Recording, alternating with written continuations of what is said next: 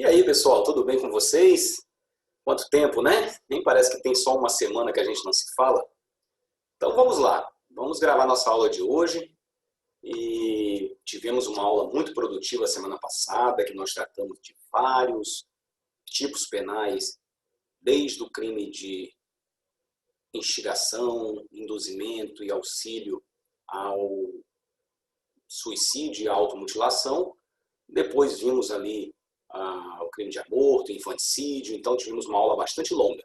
Hoje nós vamos focar num crime somente, que é do artigo 129. Vocês devem ter visto na sequência, terminamos a aula passada com o crime de aborto, que concluiu ali o nosso estudo, concluiu-se nosso estudo no artigo 128. Agora a gente tem aí o artigo 129, que é relativamente extenso, tem bastante conteúdo, e por essa razão nossa aula vai ser exclusivamente para tratar do crime de lesões corporais prevista no artigo 129 do nosso Código Penal, tá certo? Hoje estamos de ambiente diferente, não estou gravando lá no quarto de gravação, no quarto de estudos ali, resolvi mudar um pouco o cenário.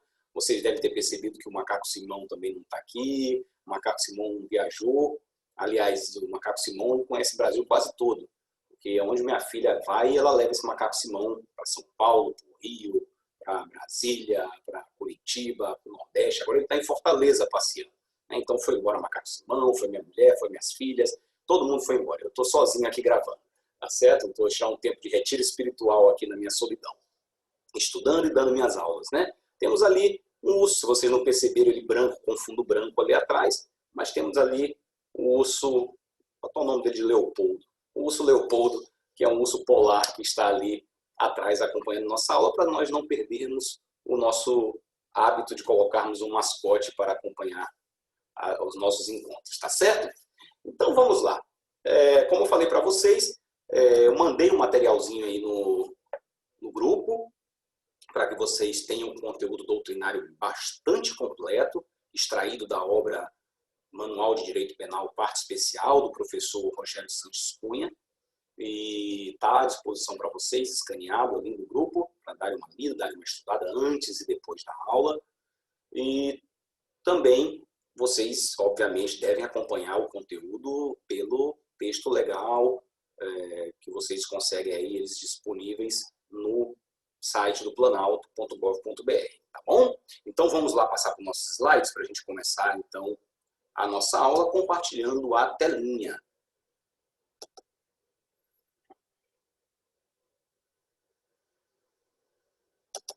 Então, estamos na nossa aula de número 4.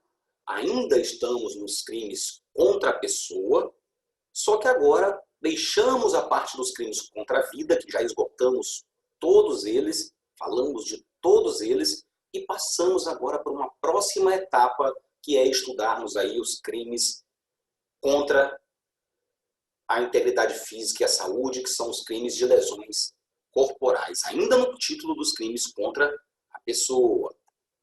Então tá aí, ó. O título continua sendo dos crimes contra a pessoa, capítulo 2 das lesões corporais. Vamos passar rapidamente aqui nos tipos penais e no texto de lei, o que há de literalidade no texto legal, para em seguida nós fazermos ali as considerações do ponto de vista doutrinário e também jurisprudencial. Então aí o caput do artigo 129 traz aí a tipificação básica, o tipo penal simples do caput do artigo 129, que versa sobre o crime de lesão corporal de natureza leve ou também uma lesão corporal de natureza, o tipo penal na sua forma simples, tá certo? Nem privilegiada, nem qualificada. Então, depois nós vamos fazer essa distinção, porque eu vejo autores que escrevem livros e outros doutrinadores fazendo confusão a respeito desses conceitos. Lesão corporal de natureza leve, grave, gravíssima e seguida de morte. Isso é com relação a classificação, é uma das classificações, tá certo? Uma das classificações quanto ao critério da lesão. Agora nós temos também uma outra classificação que leva em conta a intensidade da lesão, tá certo? Então temos dois critérios, eu vou abordar mais adiante. Mas aí no caput nós temos a forma simples. Por quê? Porque não é qualificada nem é privilegiada, é a forma simples do caput do artigo 129. E temos ele também como uma lesão corporal de natureza leve, porque em relação à intensidade da lesão, ele também não se classifica como de lesão grave ou gravíssima, que nós vamos estudar. Então, o tipo penal dispõe que ofender a integridade corporal ou a saúde de outrem, pena de detenção de 3 meses a 1 ano. Portanto, um crime de menor potencial ofensivo, porque a pena máxima não excede a 2 anos de pena privativa de liberdade. Então, vamos lá. Lesão corporal simples e também leve. Uma lesão corporal leve, simples. Tá? Eu coloquei para vocês lesão corporal leve, simples. E aí o parágrafo 1º nos traz as hipóteses de lesão corporal de natureza grave. Então, vamos lá.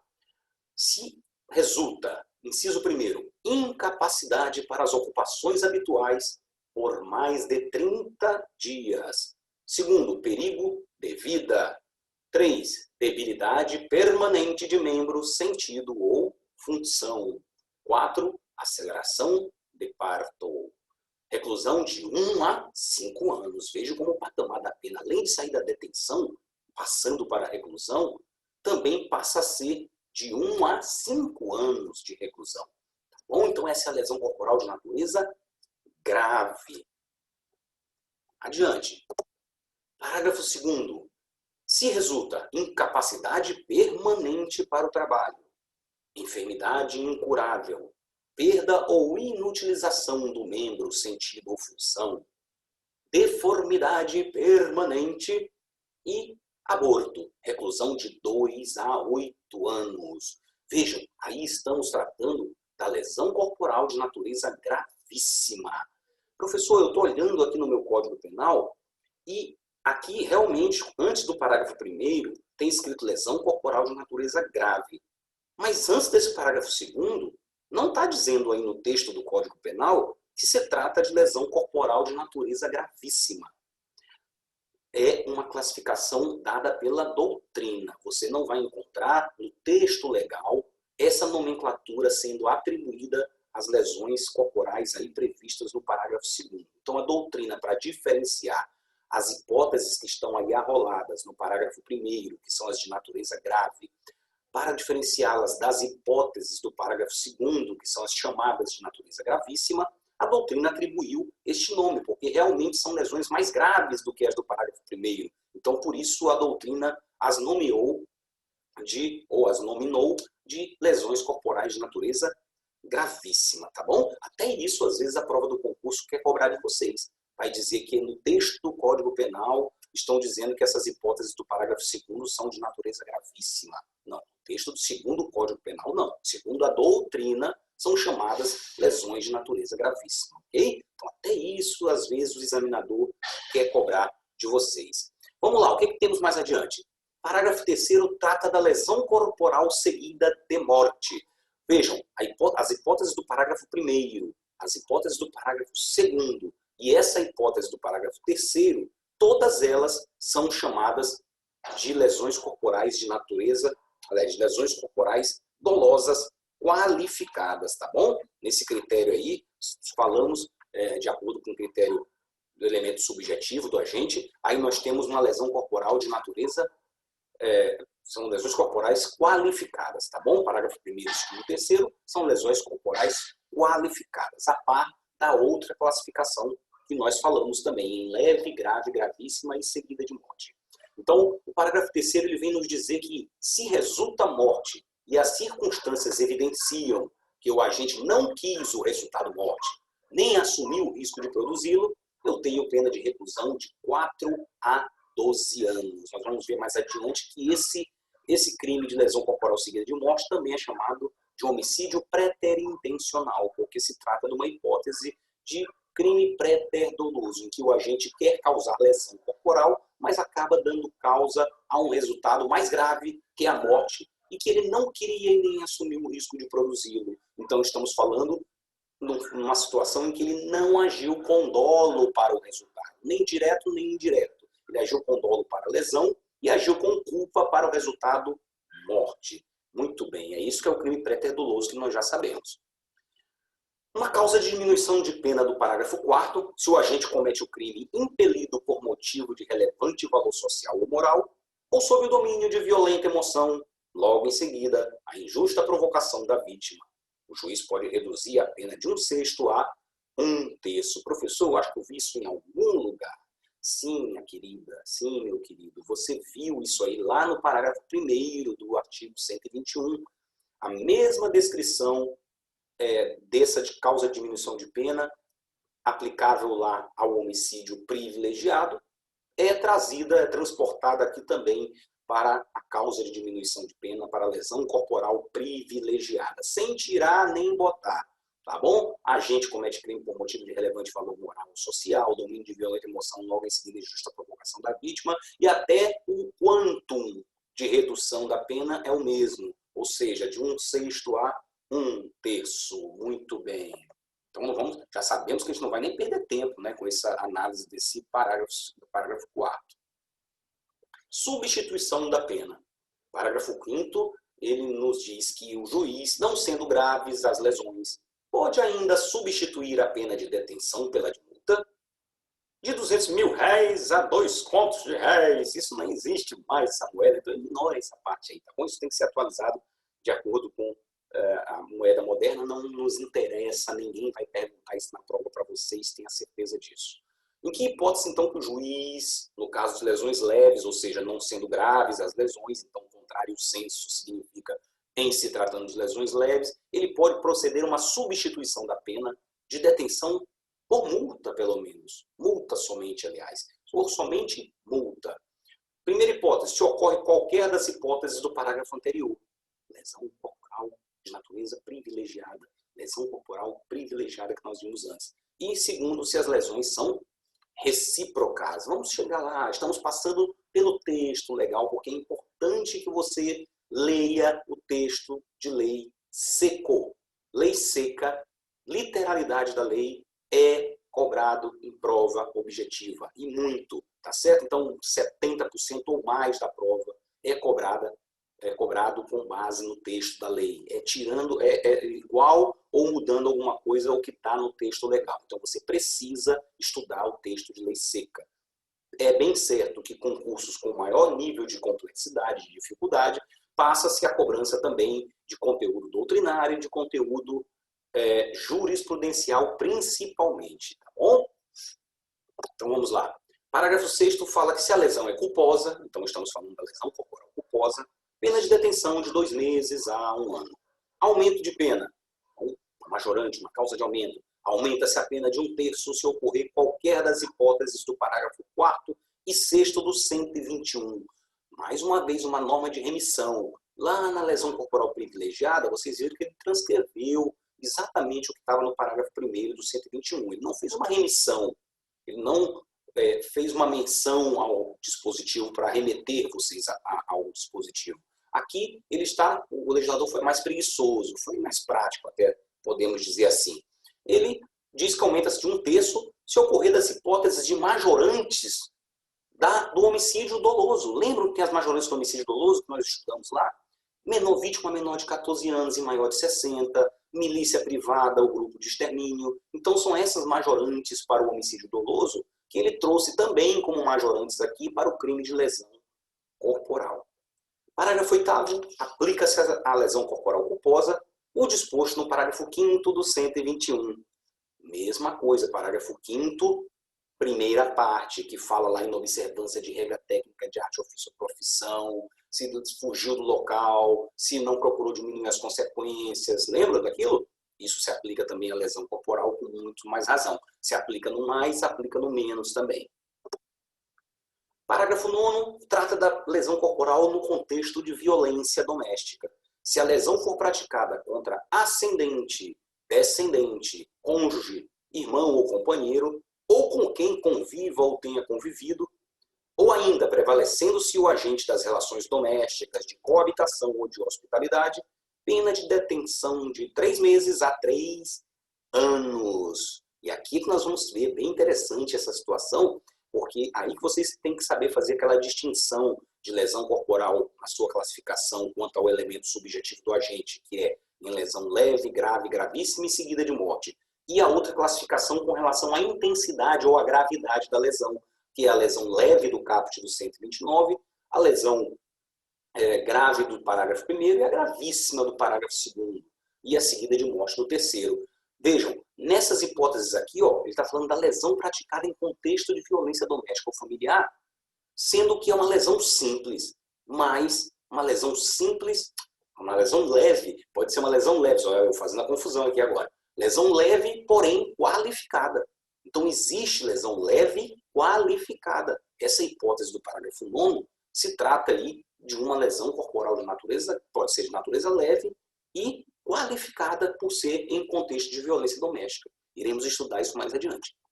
Parágrafo 10. Nos casos previstos no parágrafo 1º a 3º deste artigo, se as circunstâncias são as indicadas no parágrafo 9º, aumenta-se a pena em 1/3. Vamos chegar lá, calma. Ele está falando da lesão grave, gravíssima, quando praticado no contexto de violência doméstica ou familiar. Então, incide ainda mais aí uma majorante que vai acarretar no aumento de 1/3. Parágrafo 11. Na hipótese do parágrafo 9º deste artigo, a pena será aumentada em 1/3 se o crime for cometido contra a pessoa deficiente, pessoa portadora de deficiência. 12. Se a lesão for praticada contra a autoridade ou agente descrito, ou seja, aqueles agentes da segurança pública vieram para cá, mas desta feita vieram na condição, vieram aqui, essa circunstância, na condição de majorante, de causa de aumento de pena e não de qualificadora, como está prevista lá no artigo 121. Veja que até essas mudanças sutis podem ser cobradas numa prova.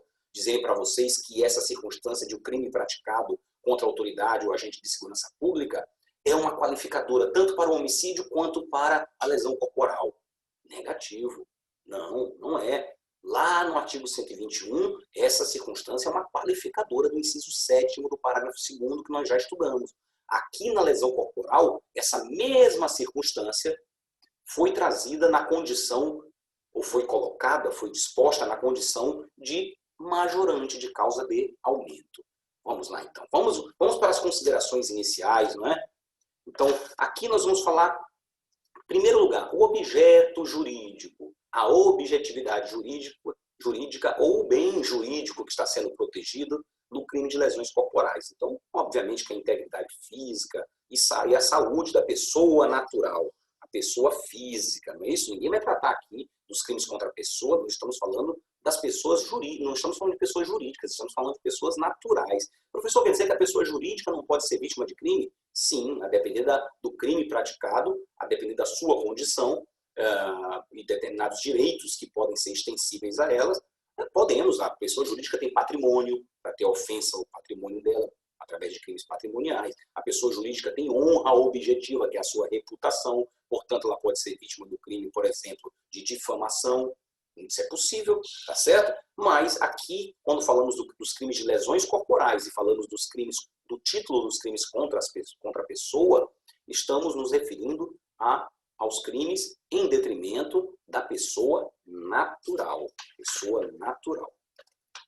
Então, esse crime de lesão corporal, ele vai ofender a integridade corporal, a saúde, não é isso? Qualquer tipo de dano ocasionado à normalidade no funcionamento do corpo humano, tá? Do ponto de vista anatômico, da sua saúde, do ponto de vista fisiológico, do ponto de vista mental também. Então, não necessariamente o crime de lesão corporal vai ser somente aquele que resulte em machucados, feridas abertas, sangramento, dor. Isso não está necessariamente associado à ofensa ali, à integridade corporal ou à saúde da vítima. Então, causar uma doença, inclusive psíquica, um trauma, uma depressão, um problema severo aí de uma síndrome pós-traumática, até mesmo essas doenças de cunho psiquiátrico, neurológicos, também podem ser classificadas aí como ofensas abrangidas pelo crime de lesão corporal.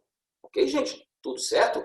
Há quem diga, inclusive, que, por exemplo, eu causar desmaio na pessoa de alguma forma, der um susto com o intuito de causar um desmaio, ou, digamos que eu estou só um mata-leão na pessoa, um sufocamento, alguma coisa que faz com que ela desmaie. Não ficou lesionada, não ficou com marca, nem nada, mas isso está ofendendo a normalidade do seu funcionamento fisiológico do seu corpo.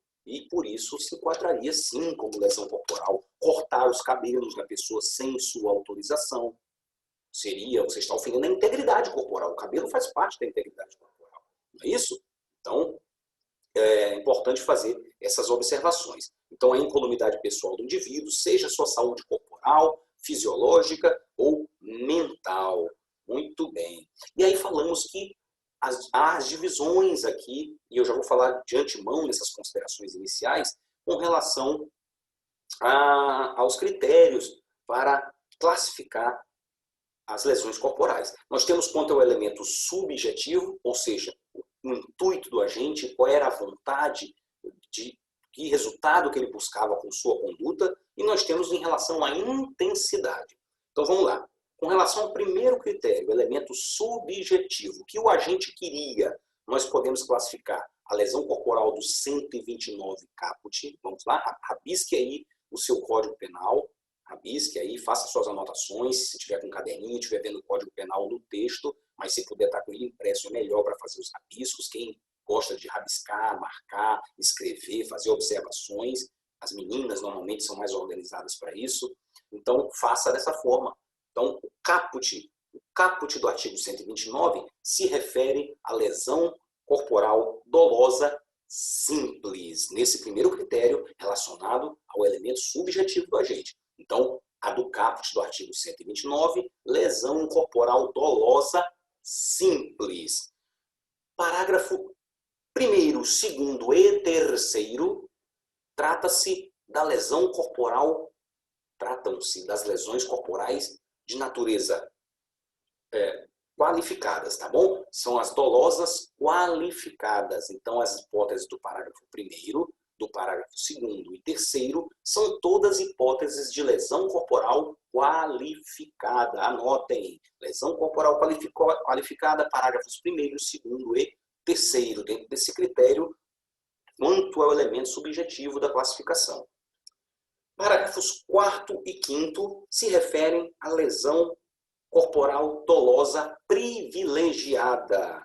Então, as lesões corporais do parágrafo 4º e 5º são lesões corporais dolosas privilegiadas. E a do parágrafo 6º é a lesão corporal culposa. Tá certo? Lesão corporal culposa no parágrafo 6º. Muito bem. Agora, com relação à intensidade, outro critério de classificação. Lesão corporal no critério intensidade. Então, simples, ó. Lesão corporal de natureza leve, a do caput do 129, eu chamo lesão corporal de natureza leve. Segundo critério, a grave, a do parágrafo 2º. Então, a do parágrafo 2º, desculpa, pessoal. Parágrafo 1º, grave. Parágrafo 2º, gravíssima. E parágrafo 3º, lesão corporal seguida de morte. Então, vamos lá? Leve, grave, gravíssima, seguida de morte. Leve, caput do artigo 129. Parágrafo 1º, grave. Parágrafo 2º, gravíssima. Parágrafo 3º, seguida de morte. Lesão corporal seguida de morte. Então, são essas as classificações. Faço as anotações que é importante saberem disso. Muito bem. Vamos adiante.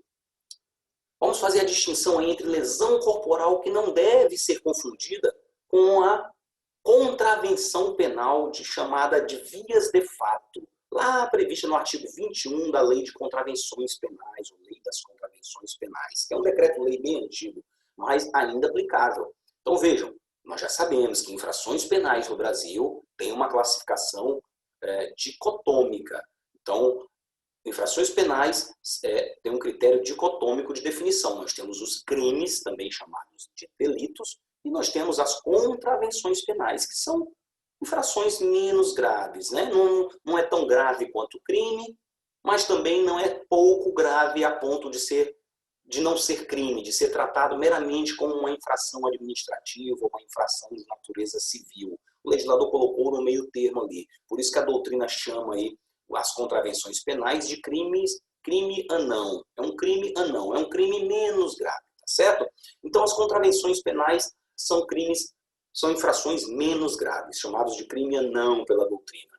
Então, vejam, O que é a distinção de lesão corporal com vias de fato? Pessoal, as vias de fato são agressões físicas, atos de violência, em que não há intenção de causar dano à saúde ou à integridade física. Então, você pratica um ato de violência física, uma agressão física, que não tem a intenção de resultar em lesões corporais ou ofensas à integridade corporal ou à saúde da pessoa. Puxão de cabelo, pegar pelo pescoço, pegar pela gola e sacudir, empurrão, tapa.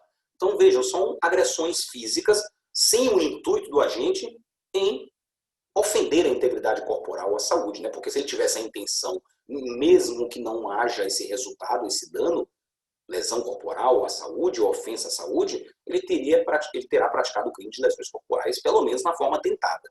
Mas a ideia é dar meramente um tapa, puxar o cabelo, dar um empurrão, né? Então, vejam, aí nesse caso, nós temos meramente a chamada contravenção de vias de fato, ok? Vias de fato. Muito bem.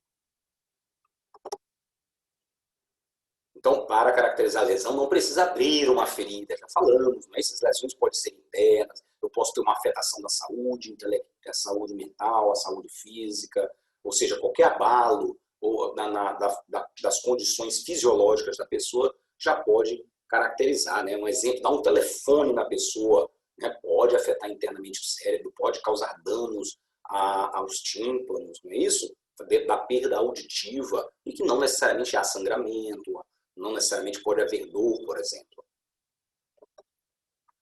Vamos falar dos sujeitos do crime, sujeito ativo e sujeito passivo. Já vimos aí que quando o tipo, pelo menos na sua forma básica, na sua forma simples, que também é chamada leve, lá do artigo 129 caput, não há nenhuma exigência de que o sujeito ativo ou sujeito passivo seja alguém com alguma qualidade especial. Então, é qualquer pessoa. A esse crime que pode ser praticado por qualquer pessoa, nós chamamos crime comum, não é isso?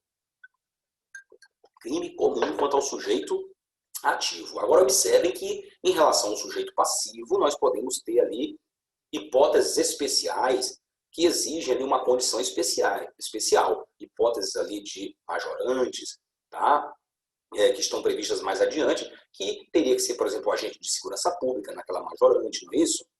A mulher, quando se tratar de feminicídio, de hipótese de violência doméstica contra a mulher, se for contra a mulher.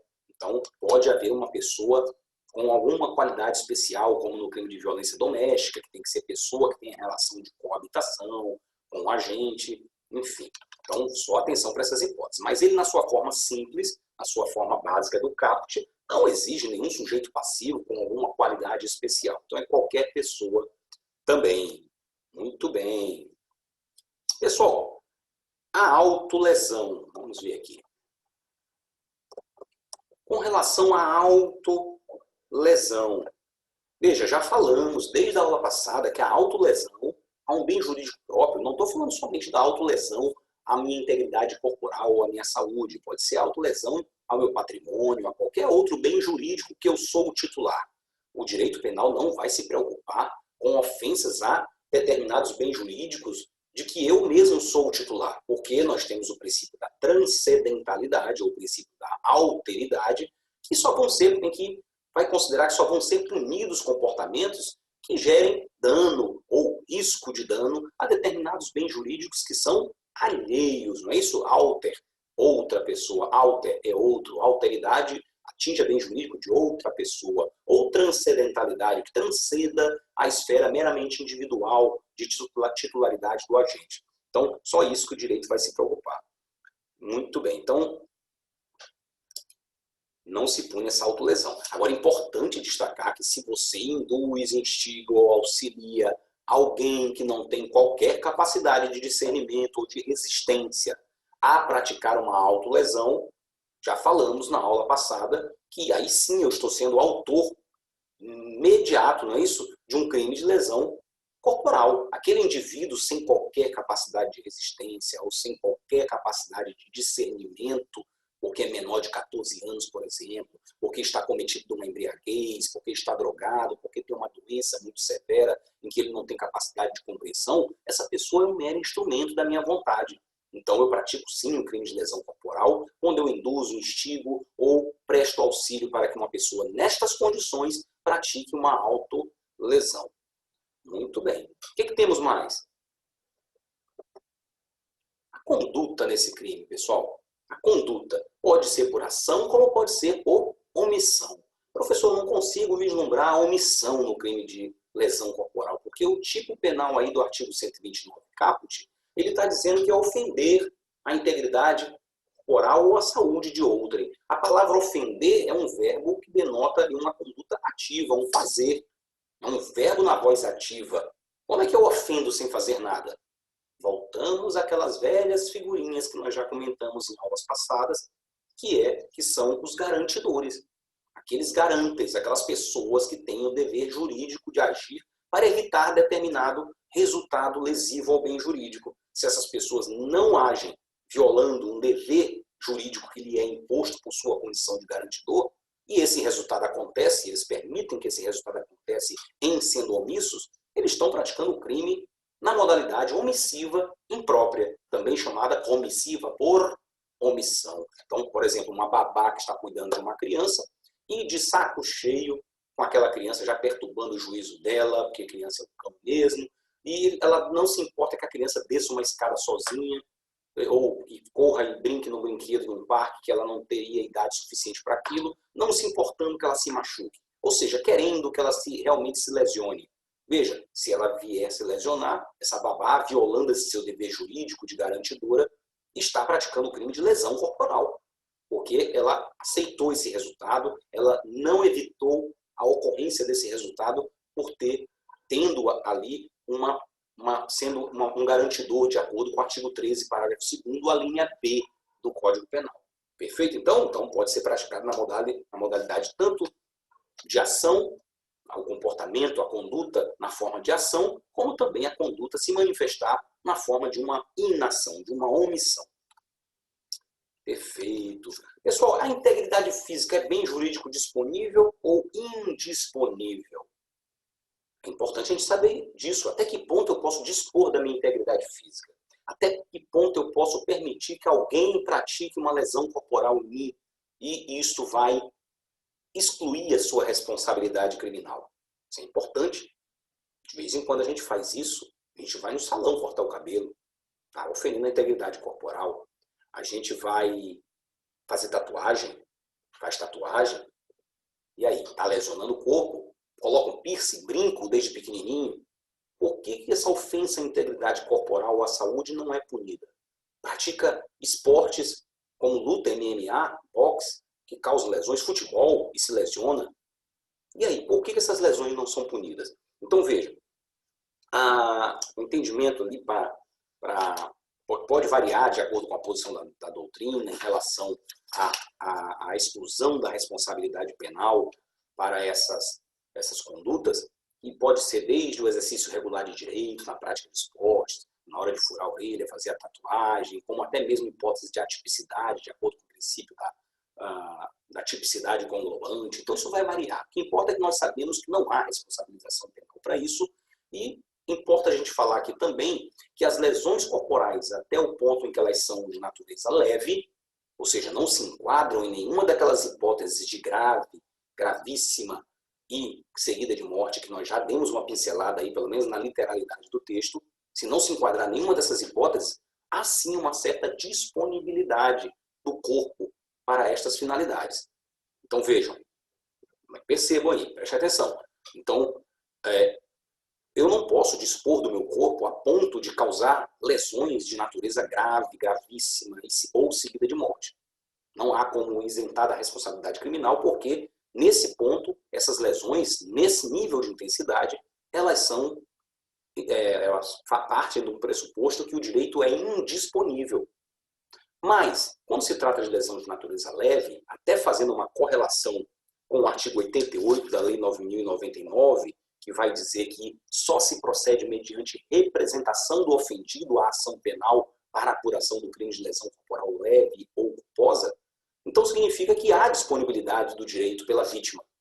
Basta a vítima não querer representar contra o agressor, contra a pessoa que causou a lesão corporal de natureza leve, que o Ministério Público está de mãos atadas e não pode ajuizar a ação penal para este crime, que, embora de ação pública, é condicionada a ação penal à representação do ofendido. Perfeito? Então, não tem problema furar a orelha, permitir que a pessoa pratique uma lesão corporal de natureza leve. Vai que você é sadomasoquista, gosta de levar chicotada, pingada de vela nas costas, pingo de vela, arranhão. Né? Então, veja, nesse caso, a lesão é de natureza leve, há disponibilidade por parte da vítima desse direito. Ok? Então, muito bem.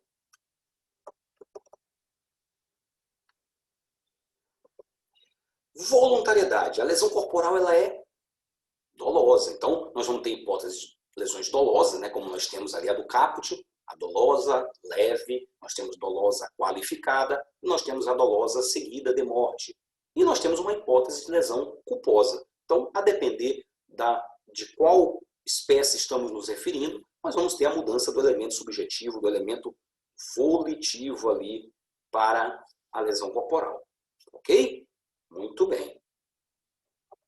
Com relação à consumação e tentativa, pessoal, é possível tentativa na lesão corporal? Só vocês vislumbrarem aí que ofender a integridade corporal à saúde é um crime plurissubjetivo. Porque a conduta pode ser fracionada em vários atos, não é isso? Para ofender a integridade corporal à saúde de alguém, é preciso de uma conduta na qual essa conduta vai ser desdobrada em atos distintos. Então, para lesionar com uma faca, eu vou precisar pegar a faca, eu vou precisar agredir, cortar a pessoa. Então, vejam, pode haver uma interrupção da conduta, de modo a caracterizar a tentativa, se em razão dessa conduta iniciada, ela não se consumar por circunstâncias alheias à vontade do agente. Ok, então vamos passar aqui de imediato para a nossa lesão corporal de natureza grave, tá bom? Existem classificações, só para falar bem rápido, até porque está no material que eu mandei para vocês, algumas classificações aí no que diz respeito a espécies de lesões corporais. Equimose, eritemas, bolsa, tem algumas classificações que mais importam à medicina legal do que propriamente ao direito penal. Tá bom? Tá certo que é uma ciência correlata que vai auxiliar, mas é mais importante, se vocês forem fazer uma prova aí de polícia, encarar um conteúdo como esse que vai exigir esse conhecimento de eritema, hematoma, tá? Ou seja, classificação ou essas espécies de lesão. Para o nosso conteúdo agora, não importa muito saber essas espécies, tá bom? Perfeito. Então vamos lá. Agora sim, passamos à primeira hipótese aqui de lesão corporal de natureza grave, aquelas hipóteses previstas no parágrafo 1º. Então a primeira delas, se resulta, primeira hipótese, incapacidade para as ocupações habituais por mais de 30 dias. Deixa eu afastar um pouquinho aqui o rosto aqui, porque está atrapalhando no texto. Então, incapacidade para as ocupações habituais por mais de 30 dias. Então, veja, incapacidade para as ocupações habituais. Em primeiro lugar, pessoal, lesão corporal é um crime de resultado, é um crime material, ou seja, aquele crime que produz um resultado naturalístico, que é a ofensa à integridade corporal ou à saúde. Isso deve, em regra, ter que ser constatado por exame médico legal. Perito médico legal, ele vai fazer o exame para detectar e dizer que lesão se trata, que instrumento causou, enfim, para fazer a constatação dessa lesão corporal. Neste caso, exige-se aí a incapacidade por mais de 30 dias. Então, é exigido, nessa situação, que seja feito um exame complementar. Então, o artigo 168, parágrafo 2º do Código do Processo Penal, nos traz justamente essa exigência. Se o exame tiver por fim precisar a classificação do delito do artigo 129, parágrafo 1º, inciso 1º do Código Penal, deverá ser feito logo que decorra o prazo de 30 dias contado da data do crime. Tá certo? Então, vai ter que ser vista ali se passados os 30 dias a pessoa continua com a incapacidade para as ocupações habituais. Veja que estamos falando de capacidade para as ocupações habituais, sejam elas quais forem.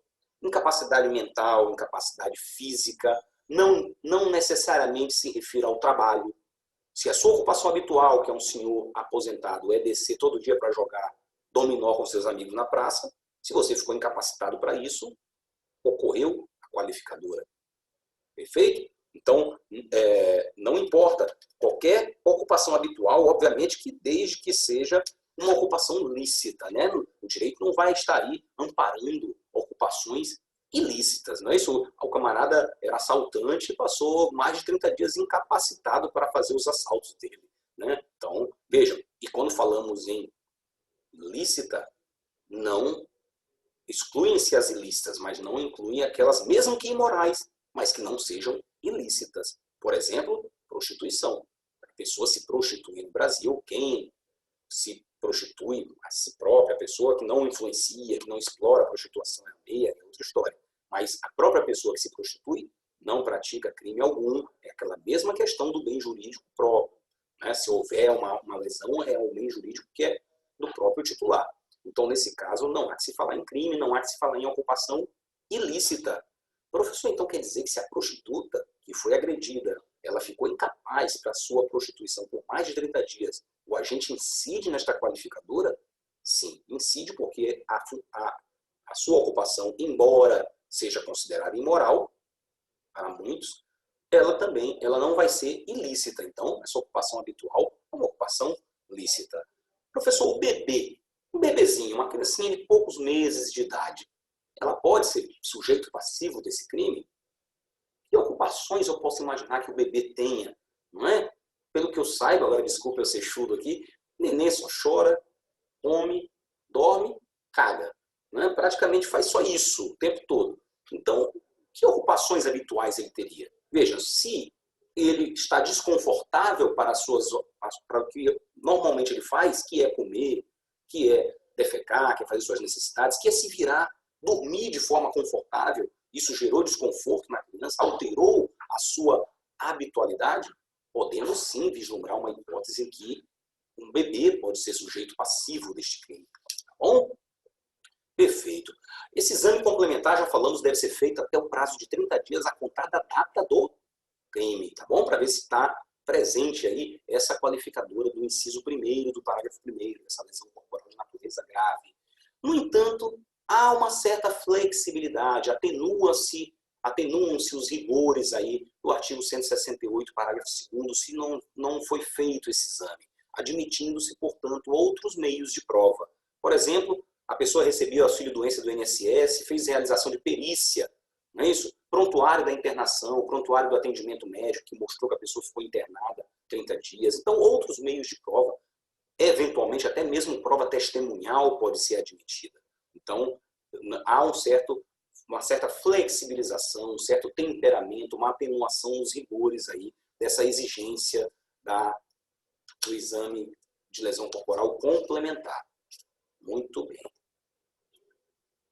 Então, tá aí, já falamos, qualquer atividade lícita, falamos da prostituição. Então, aí, com relação ao elemento subjetivo, é importante, prova de concurso sempre cobra esse conhecimento do candidato para saber se essa qualificadora, esse resultado mais grave, que qualifica aí como lesão corporal de natureza grave, se pode ser doloso ou culposo. Nós vamos ver que em algumas hipóteses, esse resultado mais grave aí, qualificador, ele não é compatível com o dolo, sob pena de estarmos tratando de um outro crime, de transmudar-se para outro crime. Então, essa incapacidade para as ocupações habituais por mais de 30 dias pode se dar tanto por dolo quanto por culpa. Pouco importa, então, se o agente agiu com dolo em causar lesão corporal ou somente culposamente é que deu causa a esse resultado mais grave de deixar a vítima incapacitada por mais de 30 dias. Como também ele pode ter querido realmente lesionar com essa intenção de que a vítima ficasse incapacitada por mais de 30 dias. Para efeito da qualificadora, pouco importa, ela vai se ver configurada em ambas as hipóteses. Agora, obviamente que lá no artigo 59, ao tratar o juiz das circunstâncias judiciais, ele vai considerar a gravidade desse que causou dolosamente, desse que deu causa a esse resultado mais grave dolosamente, e aquele que deu causa somente por culpa, tá bom? Então, obviamente que isso vai ser levado em consideração na dosimetria da pena. mais precisamente na primeira fase, aquela lá das circunstâncias judiciais do artigo 59 do nosso queridíssimo Código Penal. Vamos lá. Terminamos, então, beleza, tranquilo. Então, já tratamos aí a respeito da incapacidade para as ocupações habituais. Vamos para a segunda hipótese. Outra coisa que é importante vocês saberem, e não é tão difícil, é distinguir as hipóteses de lesão de natureza grave, aí do parágrafo 1º, das hipóteses do parágrafo 2º, da lesão corporal de natureza gravíssima. Vez e outra, as provas fazem essa mistura aí de hipóteses uma pelas outras, para verificar se o candidato tem conhecimento do que se trata cada uma dessas hipóteses. Então vamos lá, perigo de vida. Eu já não gosto da forma que foi escrito aí no texto. Perigo de vida. A gente não corre perigo de vida, né? A gente corre perigo à vida, ou perigo de morte. Perigo de morte ou perigo à vida. Mas, deixado de lado essa questão literal, da forma que foi semântica, né, da forma que foi colocada aí pelo legislador, vamos lá. Então é o risco à vida. Aí é aquela lesão corporal em que houve risco à vida, um risco de morte, a probabilidade séria, concreta, imediata de ter a vida, de ocorrer o resultado da morte. Então, mais uma vez, quem vai comprovar isso é o exame pericial. O médico legista vai dizer se aquela lesão, em razão do seu lugar, da forma que foi praticada, né? A gente às vezes não queria esse resultado. A gente, por exemplo, deu meramente um corte na perna do outro com uma faca. Só que esse corte pegou numa veia calibrosa, uma veia femoral, em que ele perdeu muito sangue e quase morreu. Então vejam, o dolo do agente era causar meramente uma lesão corporal, sem querer e sem assumir o risco do resultado morte. Esse resultado risco à vida, esse perigo de vida.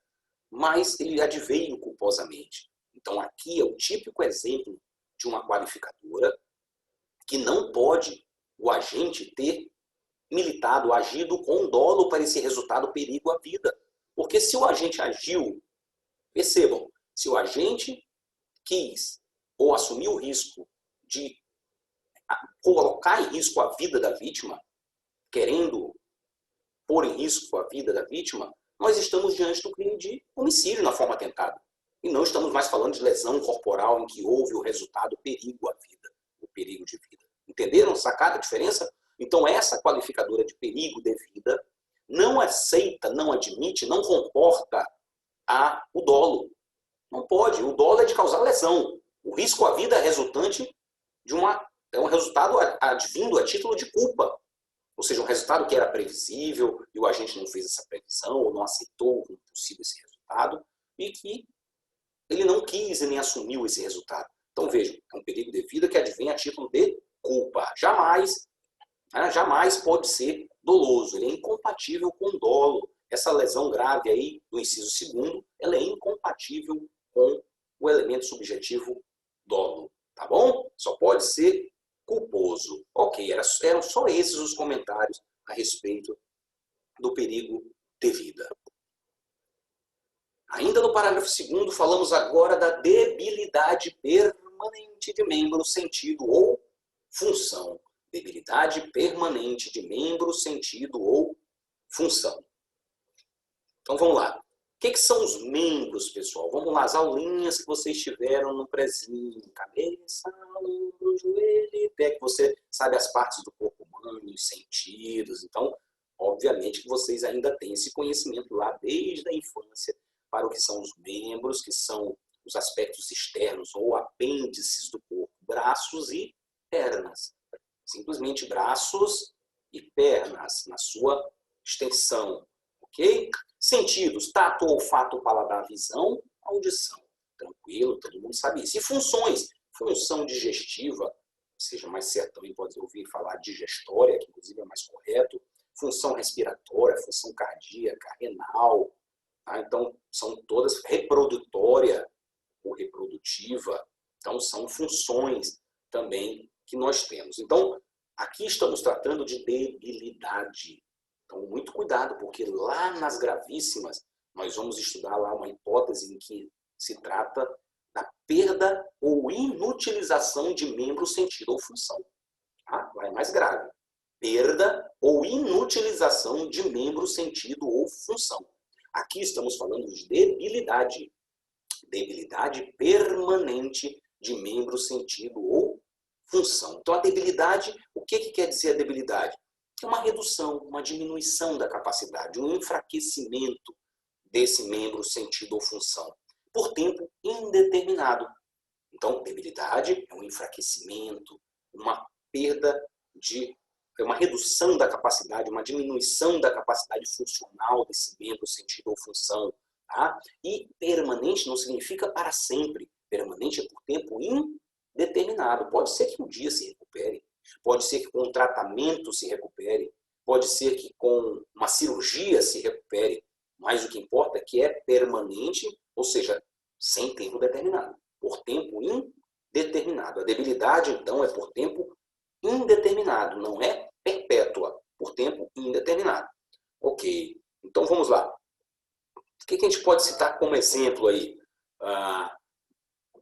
Debilidade permanente do membro, ou seja, eu não perdi o membro completamente, mas aí eu sofri uma lesão no tendão, a pessoa me cortou com uma faca, eu sofri uma lesão que meu braço não estica mais, eu fui com o braço, né, com o seu movimento limitado, ele não pode agora ter toda a sua extensão. Ou eu sofri uma lesão em que meu braço ficou fraco, ele funciona, ele estica todo, mas ele não tem mais força.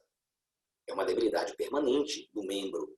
A perna não dobra mais, ela ficou esticada, não é isso? Eu fiquei manco da perna, ela não funciona na sua integralidade. Sentido, olfato, perdi o olfato, perdi o paladar. Eu tenho um amigo da Polícia Militar que ele levou uma pancada na cabeça, a situação, se eu não me engano, foi um acidente. Mas no local que ele levou a pancada, uma questão da região do cérebro, ele perdeu o paladar. Ele não tem paladar para nada.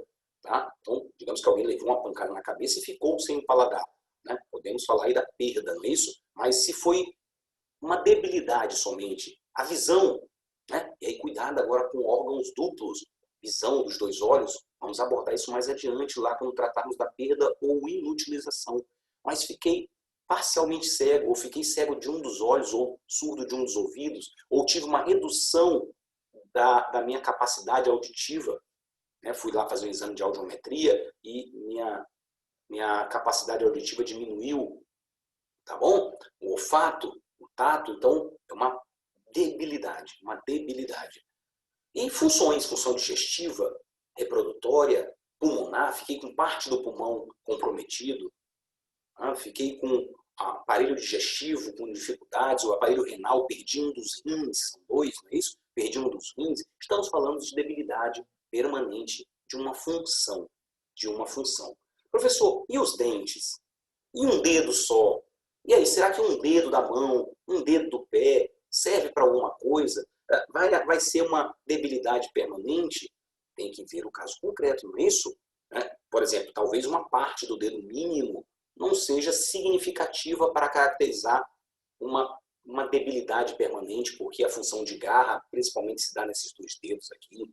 Não é? O dedo mínimo do pé, gente. Para que serve o dedo mínimo do pé? Eu fico perguntando. Eu acho que essa porra só serve para você, de vez em quando, inadvertidamente, dar aquele chutão na mesa de centro da sua casa ali, não é? Que dá aquela dor, aquela raiva, dá vontade de mandar aquele palavrão bem cabeludo.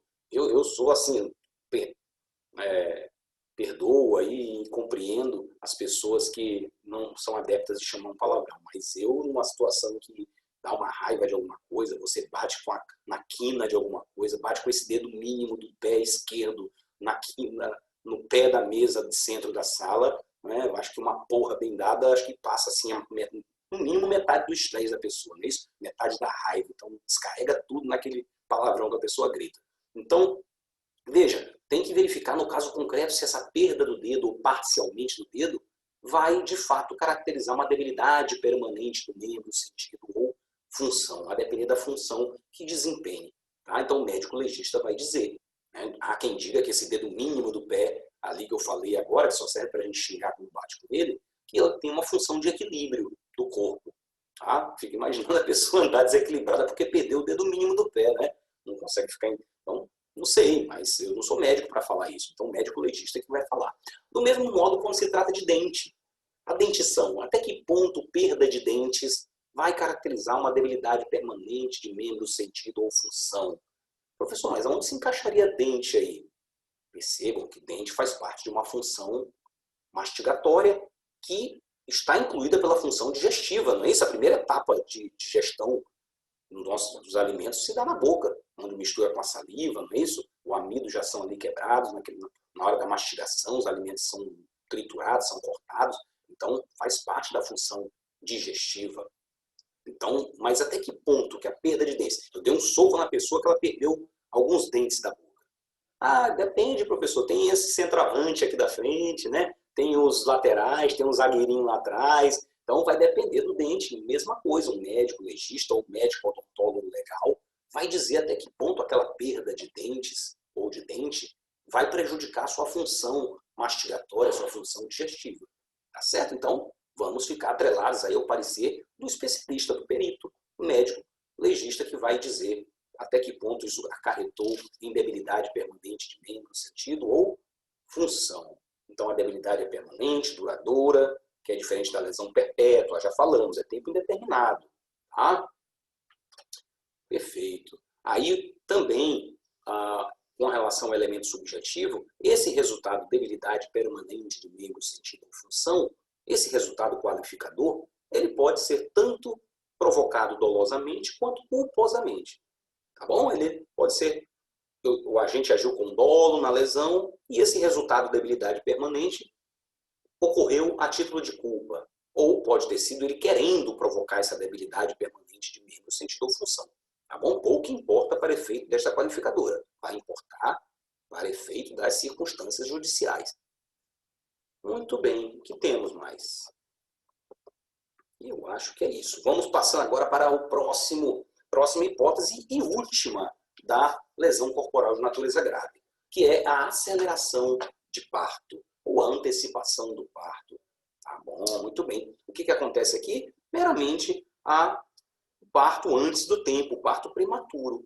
O feto é expulso com vida, não é isso? Em decorrência da lesão, o feto é expulso com vida. Porque se o agente quer o resultado morte do feto ou assume o risco de produzir o resultado do feto e o feto é expulso, morto ou venha a morrer em razão das agressões, já estamos aí cogitando da possibilidade de um crime de aborto praticado sem consentimento da gestante, aquele lá do artigo 125 que nós já estudamos. Então, cuidado, temos que ver o dolo do agente e também o resultado. Então, é um parto prematuro no qual o feto é expulso com vida em decorrência das lesões, tá bom? Se ele morre em razão das lesões, tá? Se ele é expulso sem vida ou mesmo com vida, morre em razão das lesões, eu posso ter o crime de lesão corporal de natureza gravíssima com resultado aborto, pelo resultado aborto, que estão lá nas nossas hipóteses do parágrafo 2º, lesões corporais de natureza gravíssima, tá bom?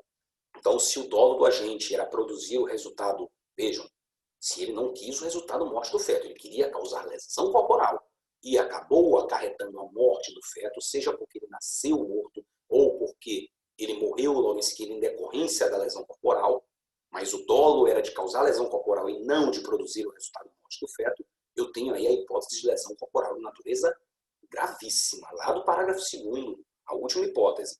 Se ele queria ou assumiu o risco de produzir a morte do feto, eu posso ter também aí o crime de lesão corporal e mais o crime de aborto em concurso formal de crimes. Perfeito. Então, aí uma mera antecipação do parto, tranquilo. Não há dolo de aborto. Ele tem que ter conhecimento da qualidade de gestante da mulher agredida. Então, temos aí uma necessidade de que seja uma vítima mulher, obviamente uma mulher gestante. Veja que aí nós temos um sujeito passivo, né, em que se exige uma condição ou uma qualidade especial, a mulher grávida, não é isso? E ele tem que ter conhecimento dessa qualidade. Não se aceita, pessoal, no direito penal, a responsabilidade objetiva. O que é a responsabilidade objetiva? É a responsabilidade pela mera e simples causação do resultado. A responsabilidade pela mera e simples causação, dar causa a um determinado resultado. A gente não pode responder objetivamente só porque deu causa a um resultado. Ele tem que ter agido com dolo ou culpa para esse resultado, que é o elemento subjetivo, que é uma exigência da responsabilidade subjetiva. responsabilidade subjetiva, portanto, que é aplicável no direito penal, exige que o agente tenha agido com dolo ou culpa. Ele não pode responder meramente pelo resultado. Isso se aceita no direito civil, por exemplo. No direito civil, você pode responder sem culpa, é responsabilidade sem culpa. Sem ter agido com dolo ou culpa, pelo fato de você ter causado um dano material ou moral, você responde por esse resultado. No direito do consumidor, no direito ambiental, no direito administrativo, nós temos aí essa responsabilidade objetiva. No direito penal, não temos responsabilidade objetiva. De modo que se esse agente ele desconhece que a vítima está grávida, ele obviamente não vai responder por esse resultado, a antecipação do parto, que ele deu causa sem ter conhecimento que a vítima estava grávida, tá bom? Porque não se aceita no direito penal, repito, a responsabilidade objetiva. A responsabilidade no direito penal há que ser subjetiva, com dolo ou culpa para aquele resultado.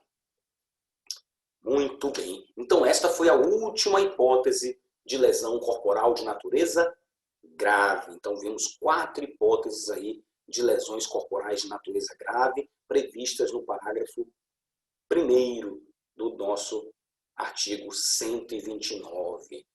Tá certo, gente? Então, tranquilo. Vamos lá, vamos adiante agora. Vamos passar para as hipóteses de lesão corporal de natureza gravíssima. Aqui, como nós já falamos, é a doutrina que nomeia desta forma. A doutrina que fala que essas lesões corporais, essas hipóteses previstas no parágrafo 2º, se tratam de lesões corporais de natureza gravíssima, porque o Código Penal se refere a ambas, né, as do parágrafo 1º e 2º, como sendo lesões corporais de natureza grave. Mas aqui estamos tratando da gravíssima. Muito bem. Primeira hipótese, incapacidade para o trabalho. Incapacidade para o trabalho. Primeira hipótese. Então, vamos lá. Pessoal, incapacidade permanente para o trabalho. Incapacidade permanente para o trabalho. Em primeiro lugar, aqui sim está se referindo à incapacidade para o trabalho e não incapacidade para ocupações habituais. Quando se refere à incapacidade para o trabalho, o que nós vamos aqui concluir? É o trabalho que a pessoa desempenhava ou é qualquer tipo de trabalho? Então, a doutrina diverge com relação a isso. Nós temos 2 posições. Uma posição minoritária, que vai dizer que a incapacidade era para a atividade que a vítima exercia antes. E outra corrente, que é a majoritária, vai dizer que é qualquer trabalho. Então, veja, isso esvazia um pouco, né? Eu acho até injusto isso aí. Por quê? Vejam, a pessoa ficar incapaz para qualquer trabalho, incapacidade permanente para qualquer atividade laborativa, eu acho meio difícil, né?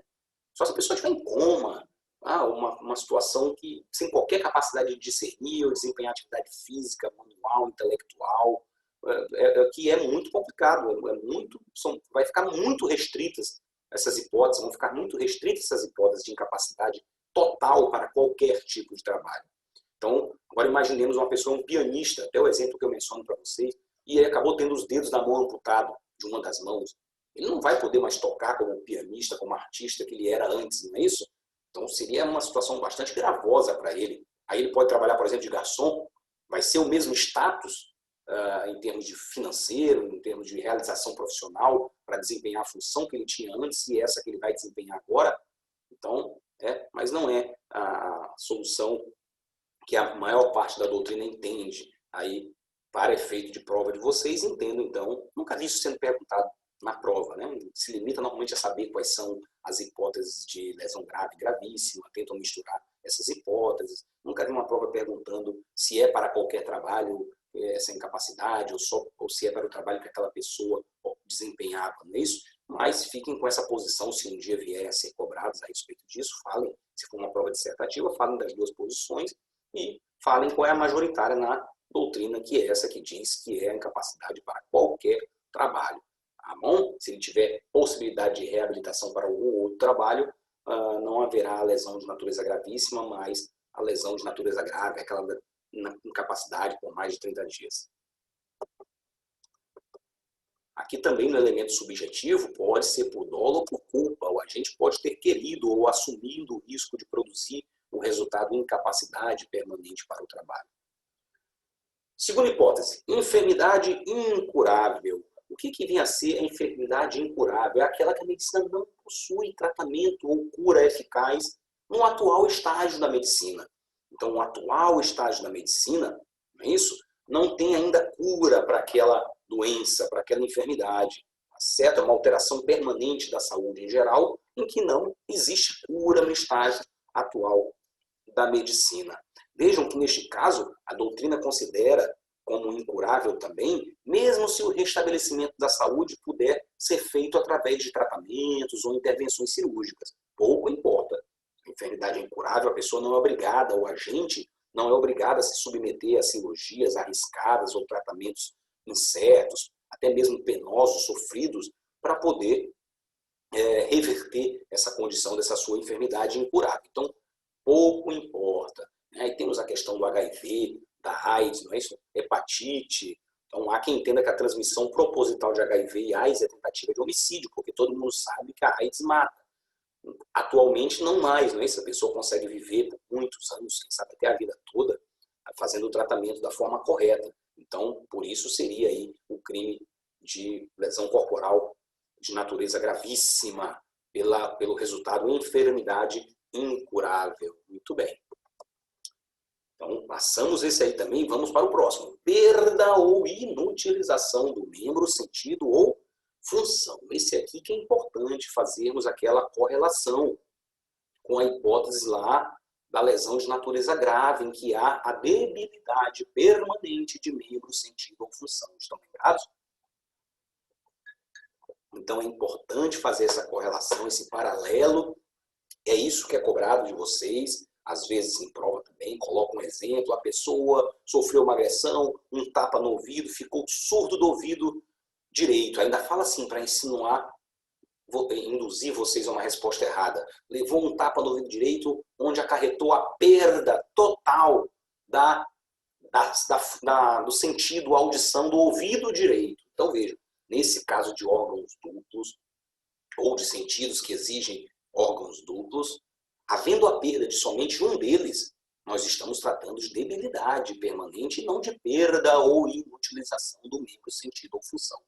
Tá certo? Então, audição, surdo de um só ouvido, debilidade, não perda. Surdo dos dois ouvidos, perda do sentido.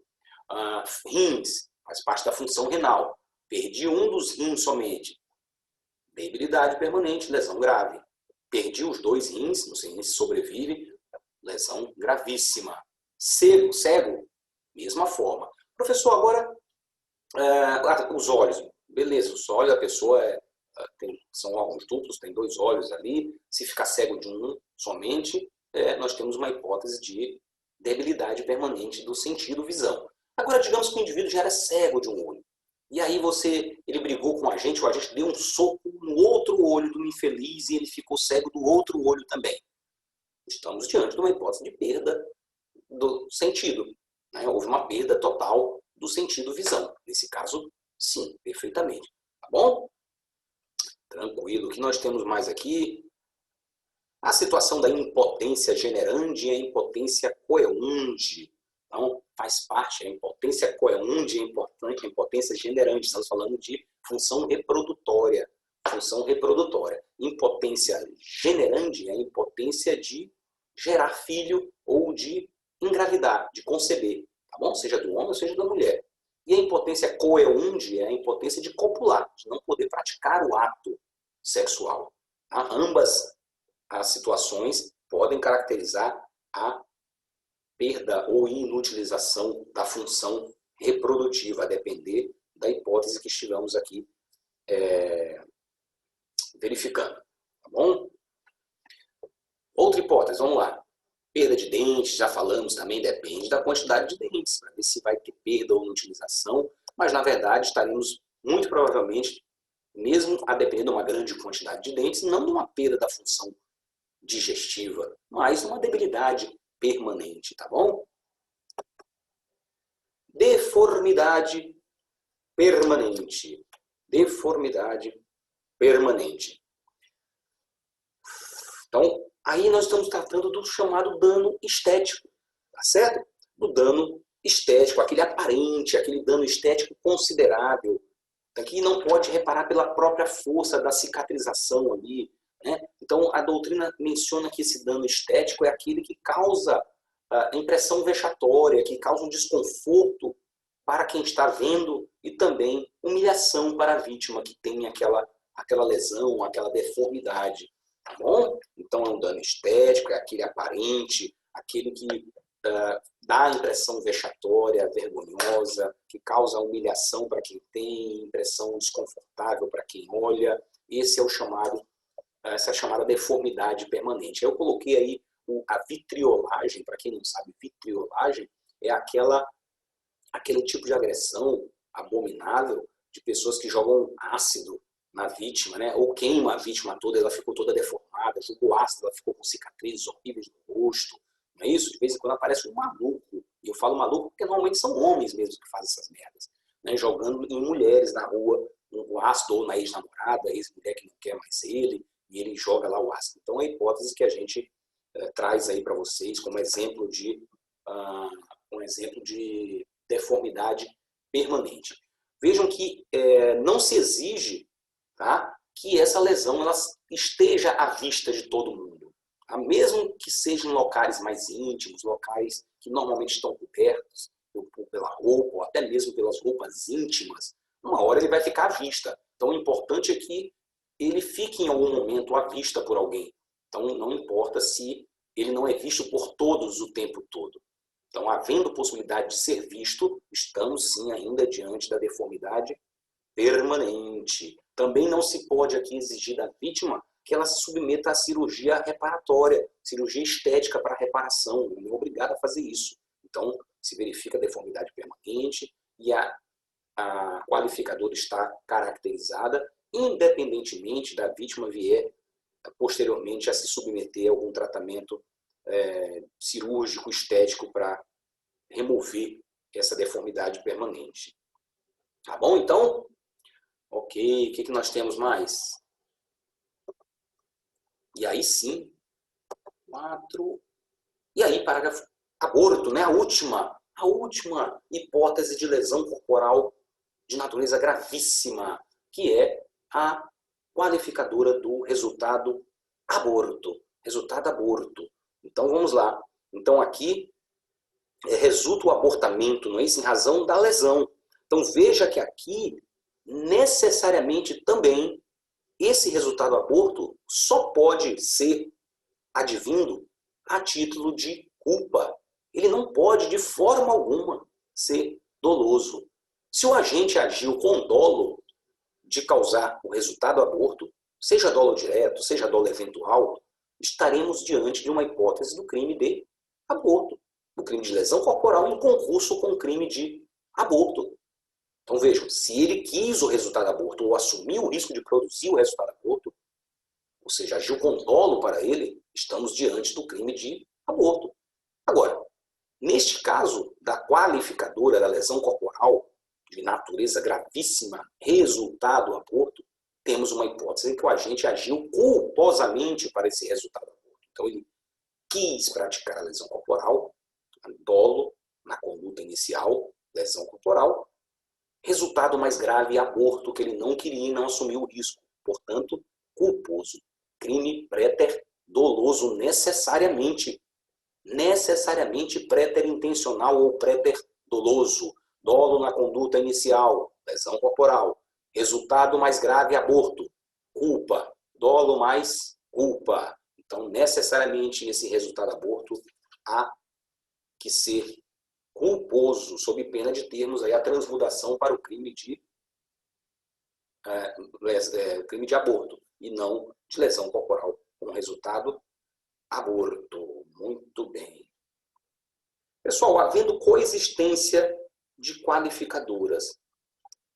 Coexistência de qualificadoras. Se tem mais de uma qualificadora, seja gravíssimas ou mais de uma grave, gravíssima. Se eu tenho uma qualificadora gravíssima, por exemplo, deformidade permanente, e ao mesmo tempo houve a debilidade permanente de membro, sentido ou função, ou seja, uma gravíssima e uma grave. Vejam, O que importa é o seguinte, uma delas vai servir para qualificar. Se eu já tenho a gravíssima, o patamar vai ser o patamar para lesão corporal de natureza gravíssima, né? E a outra qualificadora, seja também gravíssima ou de natureza grave, vai servir como circunstância judicial desfavorável. Ok? Então, havendo concurso ou coexistência de qualificadoras, sejam graves, sejam gravíssimas, uma delas vai servir para qualificar e a outra vai servir como circunstância judicial desfavorável. Perfeito? Então, muito tranquilo, né? O que temos mais? Vamos lá, vamos adiante. Aí nós temos a hipótese da lesão corporal seguida de morte. Parágrafo 3º, o chamado homicídio préter-doloso. Homicídio préter-doloso. Na verdade não é homicídio porque o agente não atuou com ânimos necandi, vontade de matar. Ele agiu com vontade de causar lesão corporal, ânimos ledendi, vontade de lesionar. No entanto, ocorreu um resultado mais grave, que adveio culposamente. Não porque ele quis ou porque ele assumiu o risco, senão estaríamos tratando de dolo. Então aqui estamos diante também de um crime préter-doloso, um resultado mais grave que o agente não quis e nem assumiu o risco. Da mesma forma, a gente deve chamar a atenção aqui para esse resultado morte ter sido pelo menos previsível para o agente. Se esse resultado morte era imprevisível, esse resultado mais grave morte, sendo imprevisível, não pode ser imputado ao agente. Mais uma vez, aquela coisa que eu falei antes para vocês, responsabilidade subjetiva. No direito penal, o agente só responde pelo resultado se ele o causou, pelo menos culposamente. Quer dizer, dolosa ou culposamente. Se ele sequer sabia, se sequer aquele resultado era previsível, não há como imputá-lo ao agente. Então, digamos, eu já vi um exemplo que a doutrina menciona, que eu acho bem interessante, o camarada briga com o outro na areia da praia e dá um soco na pessoa. Ninguém tem dúvida que alguém dando um soco no seu desafeto está querendo produzir lesão corporal. Então, agiu com dolo para causar lesão corporal. O seu desafeto com um soco se desequilibra, cai, bate com a cabeça e morre. E vão ver que ele morreu pelo fato de que ele bateu com a cabeça numa pedra que estava debaixo da areia. Ou seja, aquele resultado morte era totalmente imprevisível para qualquer pessoa. Outro exemplo que eu já vi na doutrina foi a amiga que desferiu um tapa no rosto da outra e a vítima morreu 2 dias depois em razão de um aneurisma que nem ela sabia que tinha, que estourou em razão daquele tapa. Então veja, se o resultado era imprevisível, né, não era previsível para qualquer pessoa, não somente para o agente, não era previsível para qualquer pessoa, não há como se imputar esse resultado ao agente. Perfeito? Então, tem que ser pelo menos previsível esse resultado morte, que em razão daquela lesão corporal pudesse ocorrer o resultado morte daquela vítima. Tá? Eu costumo mencionar um exemplo de que eu brigando com uma pessoa e com o intuito de meramente causar lesão corporal, eu de posse de uma arma de fogo, em vez de dar um tiro na cabeça ou no tronco da pessoa, no peito, no coração, eu vou e dou um tiro na coxa dela, com o intuito de causar lesão corporal. Eu não, em princípio, uma pessoa que atira querendo matar, não atira na perna do seu desafeto propositadamente, deliberadamente. No entanto, esse tiro acaba atingindo uma veia calibrosa, uma veia femoral, e a pessoa perde sangue e acaba morrendo em razão daquilo, né? Acaba morrendo em razão daquilo. Veja, eu agi com dolo na conduta inicial, não há dúvida que eu agi com dolo de produzir uma lesão corporal, e que era previsível que, mesmo sendo um tiro na perna, previsível para uma pessoa de senso mediano, que mesmo se tratando de um tiro na perna, essa munição, esse projetil, possa atingir determinada veia ou possa causar algum tipo de infecção, inflamação ou complicações que aquela pessoa venha a morrer. Mas só que o agente não fez essa previsão. Ele agiu culposamente, deixando de prever aquilo que era previsível, esse resultado morte. Então aí sim estamos diante, claramente, de uma hipótese de lesão corporal com resultado morte aí do parágrafo 3º, esta qualificadora do parágrafo 3º do artigo 129. Muito bem. O que temos mais? Vamos lá. Diminuição de pena, uma causa de diminuição de pena, também chamada de minorante, não é isso? E aqui se refere também à lesão corporal privilegiada. Então, a lesão corporal privilegiada, uma lesão corporal com uma causa de diminuição de pena, ou também uma lesão corporal que é prevista aí a ela uma minorante. Vamos perder tempo com isso? Precisa? Nós já vimos exatamente isso lá no crime de homicídio privilegiado, do artigo 121, parágrafo 1º. Então, não há necessidade nenhuma idêntica à disposição aqui do parágrafo 4º do 129 àquela prevista no 121, parágrafo 1º, de modo que nós podemos passar adiante, porque já sabemos o que é valor social, relevante valor moral, social, já falamos o que é domínio de violenta emoção, logo em seguida já justa provocação da vítima, enfim. Então, os comentários são os mesmos que fizemos ali em homenagem ao parágrafo 1º do artigo 121, de modo que nós não perderemos tempo com ele aqui no crime de lesões corporais. Artigo 129, parágrafo 5º. Então, aqui nós temos a hipótese de substituição da pena de detenção por multa. Então, uma hipótese específica em que o legislador está autorizando o juiz, aqui no crime de lesão corporal, de natureza leve, substituir a pena privativa de liberdade por multa, coisa que, em regra, não pode acontecer. Normalmente, crimes praticados com violência não podem ser objeto de substituição de pena privativa de liberdade por restritiva de direitos ou multa. Então, aqui, o legislador está autorizando o juiz, não sendo graves as lesões. Quando ele fala não sendo graves as lesões, são as hipóteses, a hipótese de lesão corporal de natureza leve. Hipótese em que a lesão não é grave, de acordo com a intensidade, né, nem a do parágrafo 1º, nem 2º, nem 3º. Então, aqui, não sendo o caso da lesão corporal grave, gravíssima ou seguida de morte, portanto, lesão de natureza leve, o juiz pode substituir a pena de detenção pela multa. Pode substituir a pena de detenção pela multa. Em que hipótese? Se ocorre qualquer das hipóteses do parágrafo anterior. Lesão corporal de natureza privilegiada. Então, em se tratando de lesão corporal, em qualquer das hipóteses de motivo de relevante valor moral ou social ou domínio de violenta emoção, logo em seguida a injusta provocação da vítima, o juiz pode substituir. Então, vejam que são hipóteses alternativas, não são cumulativas. Em qualquer uma dessas hipóteses, do inciso 1º ou 2º, o juiz pode substituir detenção por multa. Então, lesão corporal privilegiada é uma delas. Segunda, lesões recíprocas, ou seja, o agente e vítima. Este A produz lesões em B, de natureza leve, esse B produz lesões corporais no A, de natureza leve. Então, é como se o juiz estivesse compensando ali as culpas entre eles, não é isso? Não existe compensação de culpas no direito penal, no direito civil, sim. O juiz pode compensar as culpas de um em relação ao outro. No direito penal não tem isso, eu só estou falando aqui, fazendo uma má comparação. Então, é como se o juiz estivesse compensando. Você agrediu, você também agrediu, os dois saíram lesionados, vamos deixar isso no 0-0 e vamos aplicar somente multa e não a pena de detenção para vocês. Perfeito? Muito bem. Então, já falamos aqui. Aqui eu até menciono uma hipótese para vocês, que é exceção à regra, não é isso? Da substituição da pena. Mulher que bateu no marido, o marido revidou, resultando em lesões leves. É possível a substituição? Não. Nesse caso, incide o artigo 17 da Lei Maria da Penha. Tá bom? A Lei Maria da Penha tem uma lesão leve qualificada pela violência doméstica.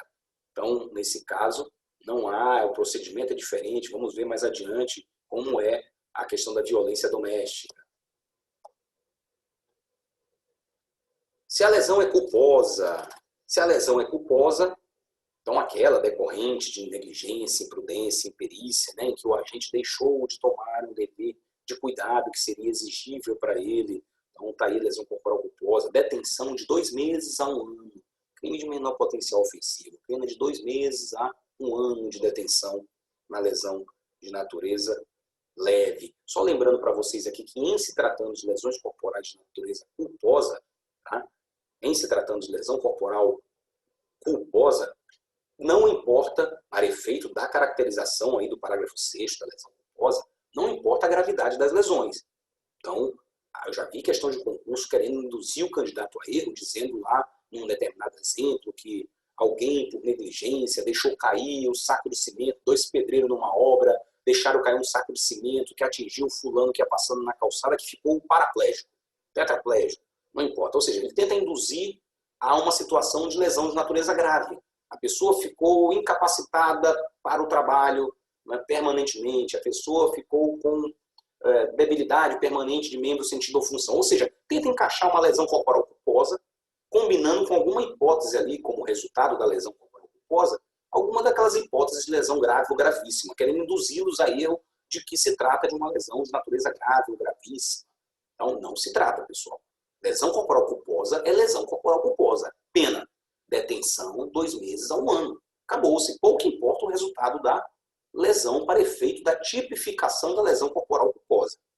Agora, importa nós falarmos aqui que, obviamente, o juiz vai considerar esse resultado ali, as consequências da infração, como circunstância judicial, lá do artigo 59, na fixação da pena base, na primeira fase. Perfeito, então? Espero que tenham compreendido isso aí. Lesão corporal culposa majorada. Aí, ó, vai ter um aumento de pena pela inobservância de regra técnica, omissão de socorro, fuga, menor de 14 e maior de 60. Então, veja aí que o parágrafo 7º vai dizer que aumenta, tá? O parágrafo 7 fala que aumenta-se a pena de 1/3 se ocorrer qualquer das hipóteses do parágrafo 4º e 6º do 121. Então, o parágrafo 7º, ele se refere às hipóteses de menor de 14, são aquelas que ele remete para o artigo 121. Tá? Parágrafo 4º trata do menor de 14, vítima menor de 14 e maior de 60, e o parágrafo 6º trata da milícia privada ou grupo de extermínio. Então, lesão corporal dolosa majorada, que é esta do 129, parágrafo 7º, trata-se da lesão corporal dolosa majorada, com causa de aumento. Majorada por quê? Com as mesmas circunstâncias das majorantes do homicídio doloso. Parágrafo 4º, vítima menor de 14 e maior de 60. Parágrafo 6º, lesão corporal praticada por grupo de extermínio ou milícia privada. Muito bem. Na lesão corporal culposa também, nós temos ali a inobservância, semelhantemente ao que acontece no homicídio. Então, o parágrafo 7º, ele remete também, tá, às hipóteses do artigo 121, parágrafo 4º, segunda parte, que é a lesão corporal culposa majorada. Se o crime resulta de inobservância de regra técnica, de profissão, arte ou ofício, ou se a gente deixa de prestar socorro imediato à vítima, ou não procura diminuir as consequências do ato, foge para evitar prisão em flagrante. Então, aquelas mesmas hipóteses do artigo 121, parágrafo 4º, segunda parte, também vão majorar a lesão corporal culposa aqui no 129, parágrafo 7º. Muito bem.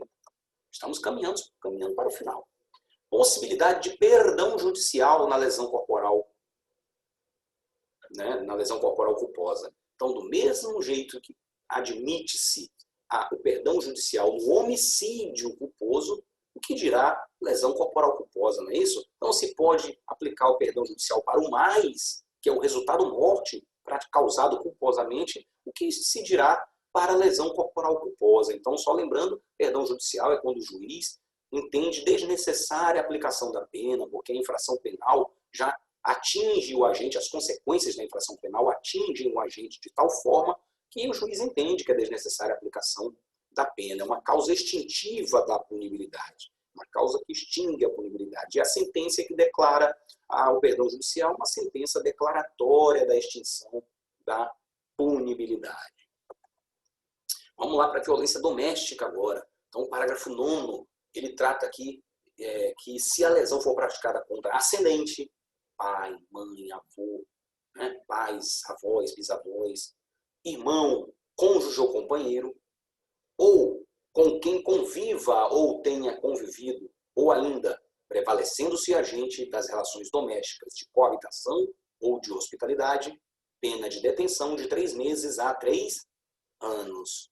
Vejam aqui, pessoal, nessa hipótese da violência doméstica, nós temos uma qualificadora que é aplicada à lesão corporal de natureza leve.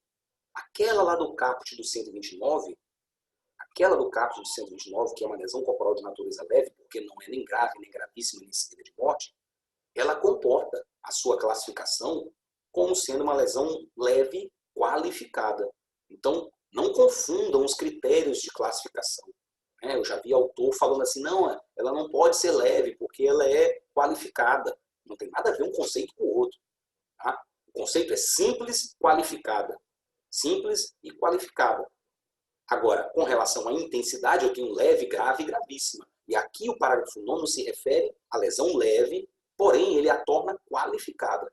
Lembrem que lá nós temos 3 meses a 1 ano de detenção, na leve do caput do 129, e aqui eu tenho 3 meses a 3 anos de detenção.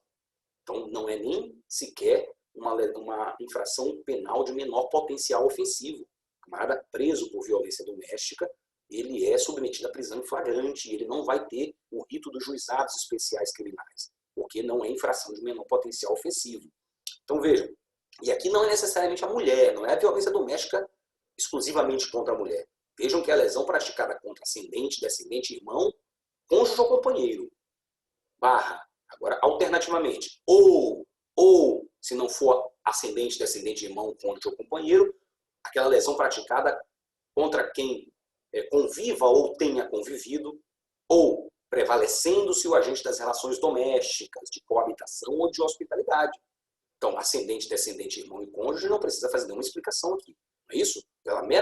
Meramente pelo fato do parentesco, seja parentesco consanguíneo ou por afinidade, já se aplica aqui essa qualificadora da lesão leve qualificada, tá certo? Da violência doméstica. Veja que aqui o Código Penal, o legislador penal, ele visa proteger não somente a integridade física, a integridade corporal ou a saúde da pessoa. Ele é mais amplo no objeto de proteção jurídica, na tutela jurídica. Ele também visa proteger a boa convivência doméstica, a boa convivência, a natureza harmoniosa que devem conviver essas pessoas, tá bom? Que é quebrada quando há essas hipóteses de lesão corporal praticadas contra essas pessoas. Então, ascendente, descendente, irmão, cônjuge ou companheiro. Então, aqui a vítima é alguém que ostenta essa condição de parentesco por afinidade ou por consanguinidade, tá certo? Então, ascendentes pode ser a sogra e o sogro, tá? Pai, avós, bisavós, descendentes, filho, sobrinho, enteado, pode ser nora, genro. Então, vamos lá. Ou quem conviva ou tenha convivido, ou seja, já vivi ou já convivi, né? Estou convivendo ou já convivi, ou ainda, mais uma hipótese, o agente prevalecendo-se das relações domésticas de coabitação ou de hospitalidade. Então, eu tenho uma hospitalidade, recebi uma visita na minha casa, tenho uma empregada doméstica que convive, que de vez em quando está na minha casa, um parente que está passando uns dias. Então, se trata dessa situação de relação doméstica, de hospitalidade ou de coabitação. Muito bem. Então, essas relações de coabitação e hospitalidade podem se dar entre pessoas que vivem dividindo um apartamento, 2 amigos que dividem uma casa, estudantes que vivem numa república juntos. Tá? Então, é uma situação de violência doméstica também. Então, não somente contra a mulher. Aí sim, por que eu falei que era lesão leve, lesão corporal leve qualificada? Por que aqui o parágrafo 9º não engloba a lesão de natureza grave? Porque o parágrafo 10 vai dizer que nos casos previstos no parágrafo 1º a 3º deste artigo, ou seja, agora sim ele está tratando de uma majorante que é aplicável às qualificadoras do parágrafo 1º a 3º deste artigo. Então, se as circunstâncias são indicadas no parágrafo 9º, aumenta-se a pena de 1/3. Então, preste bem atenção como os conceitos são distintos. Lá, quando se tratava da lesão de natureza leve, qualificada pela violência doméstica, essa circunstância de se tratar de violência doméstica era uma qualificadora. Aí, pena de detenção de 3 meses a 3 anos. Há um novo patamar de pena sendo fixado.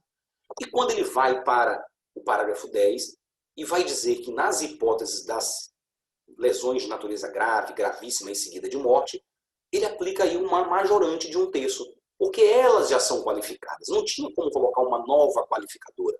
Então ele fez o quê? Instituiu uma causa de aumento de 1/3 a ser aplicado, esse aumento, esse quantum de aumento, a ser aplicado nas hipóteses de lesão corporal grave, gravíssima e resultado morte no âmbito da violência doméstica. Muito bem. Então está aqui, a lesão já é qualificada pelo resultado, é grave, gravíssima e resultado morte. E aí incide a majorante pela violência doméstica. O parágrafo 9º trata da lesão leve qualificada. Falamos isso anteriormente. Parágrafo 11. Na hipótese do parágrafo 9º, de novo, doméstica, não é isso? A pena será aumentada de 1/3 se o crime for cometido contra a pessoa portadora de deficiência. Já falei para vocês que o certo não é pessoa portadora de deficiência, ninguém porta deficiência, o indivíduo não faz a opção de sair com a cegueira dele de casa ou não, ele tem a deficiência, ele é deficiente, pessoa com deficiência. Então aqui, havendo violência doméstica, a pena incide a ela o aumento de 1/3 se o crime é cometido contra a pessoa que é deficiente, pessoa com deficiência. Então, havendo violência doméstica, seja qual for a natureza da lesão, tá? Seja qual for a natureza da lesão, incide esse aumento de 1/3 se tratar de pessoa com deficiência.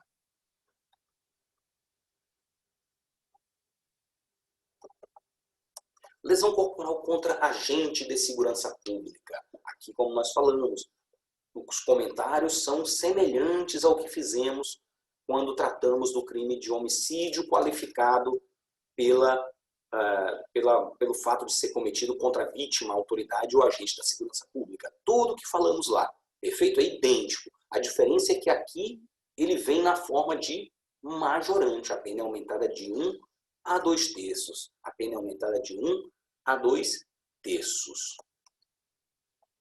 Então, incide tanto na forma simples quanto qualificada. Pessoal, aqui eu vou corrigir um erro. Aqui eu faço questão de corrigir, coloquei errado isso aí. O legislador só se referiu ao parágrafo 9º, que é relativo à lesão leve qualificada. Não. Aplica-se sim, tá? Tanto a lesão leve quanto a grave, gravíssima e seguida de morte. Esse aumento de 1/3. Tá? Quando eu mandar esse slide para vocês, eu vou apagar essa parte aqui, tá bom? Eu vou apagar essa parte para vocês, para não mandar errado. Ok, vamos falar da ação penal, já caminhando para o nosso encerramento, já caminhando para os momentos finais do nosso encontro de hoje. Então, vejam, na lesão corporal simples, aquela de natureza leve, a natureza leve, e ele é simples porque não é qualificado, do 129 caput, a ação penal é pública condicionada à representação. Então, neste caso, aplica-se aí o artigo 88 da Lei 9.099 e é uma infração de menor potencial ofensivo. Lesão corporal culposa também, pelo mesmo fundamento do artigo 88 da Lei 9.099, tanto a lesão leve quanto a culposa são hipóteses de ação penal pública condicionada à representação. Lesão corporal praticada no contexto de violência doméstica contra a mulher. Vejam que não estamos falando daquela qualificadora da lesão da violência doméstica, a violência doméstica enquanto circunstância qualificadora da lesão leve, que nós vimos antes. Aqui é especificamente contra a mulher vítima de lesão corporal em contexto de violência doméstica. Aí nós temos ação penal pública incondicionada. Incondicionada. Isso cai muito em prova. Já vi muitas provas recentes cobrando isso aí. Então, a súmula 542 do STJ fala que a ação penal relativa ao crime de lesão corporal resultante de violência doméstica contra a mulher é pública e incondicionada. Súmula 536, também do STJ, suspensão condicional do processo e a transação penal não se aplicam na hipótese de delitos sujeitos ao rito da Lei Maria da Penha. Tá bom? Então, aqui, contrário senso, se entende, então, que, mesmo sendo violência doméstica vítima homem, a ação penal é pública condicionada à representação. Lesão grave, gravíssima e seguida de morte, ação penal pública incondicionada. Incondicionada. Lesão corporal e princípio da insignificância. E aí, será que se aplica o princípio da insignificância à lesão corporal? Então, veja, uma lesão corporal é muito pequena, um arranhãozinho, um vermelhão, que é o chamado eritema, você deu um tapa e ficou aquele vermelho. Então, aquilo ali, essa lesão levíssima, pode ser desconsiderada, pode ser considerada um fato atípico materialmente, um fato materialmente atípico por aplicação do princípio da insignificância. Então, assim, no Código Penal Militar, há uma previsão de que uma lesão levíssima pode ser desconsiderada pelo juiz e ser punida disciplinarmente pela autoridade disciplinar, autoridade administrativa, que seria uma aplicação do princípio da insignificância, tá certo? No entanto, o Código Penal comum, o Código Penal não militar, ele não tem essa previsão, mas há, certo? Há possibilidade, sim, de reconhecimento pelo judiciário da insignificância em caso de lesões levíssimas, né? Desde que atenda a esses vetores fixados pelo STJ, quando ele fala do princípio da insignificância como hipótese da excludente de tipicidade material, ou hipótese de atipicidade material, né? Que é a mínima ofensividade da conduta do agente, nenhuma periculosidade social da ação, reduzidíssimo grau de reprovabilidade do comportamento e inexpressividade da relação da lesão jurídica provocada. Então, pode sim, é possível a aplicação do princípio da insignificância à lesão corporal se ela for levíssima, se ela corresponder aí e atender aos requisitos fixados pela jurisprudência do STJ para que seja considerada a aplicação do princípio da insignificância. E para encerrar, nossa frasezinha de hoje: o melhor de cada pessoa acontece na hora que cada um se conhece. De verdade. Não aguarde pela sorte. Estude. Estude-se. Então, depende da sorte quem menos estuda. Quanto mais você estudar, menos da sorte você vai depender. Tá bom? Tem aquele ditado que fala assim: quanto mais eu trabalho, mais sorte eu tenho. Então, vejam, aqui se aplica para o estudo. Quanto mais eu estudo, mais sorte eu tenho na prova de concurso, não é isso? Coisa que nem se aplica nem ao trabalho. Trabalho, se você mais trabalha, você pode ter mais sorte, mas com certeza alguém que está faturando com o seu trabalho está ganhando mais ainda. Alguém para quem você está trabalhando. No estudo, você depende de você mesmo. Quanto mais você estuda, menos você vai depender da sua sorte, tá bom? Gente, muito obrigado pela atenção de vocês. Encerramos nossa aula de hoje. Fico devendo a correção daquele erro ali. Na doutrina que eu estava estudando aqui, aquele erro, eu acabei que, na hora de fazer os slides, eu engoli aquele erro. Vou corrigi-lo, tá bom?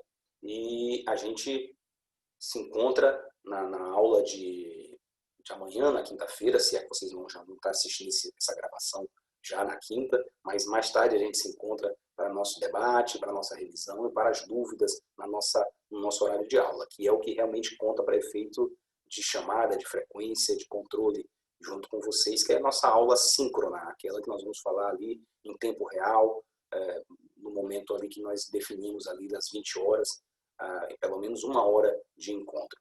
Tá certo? Então agradeço a atenção de todos, um forte abraço e até o nosso próximo encontro. Tamo junto!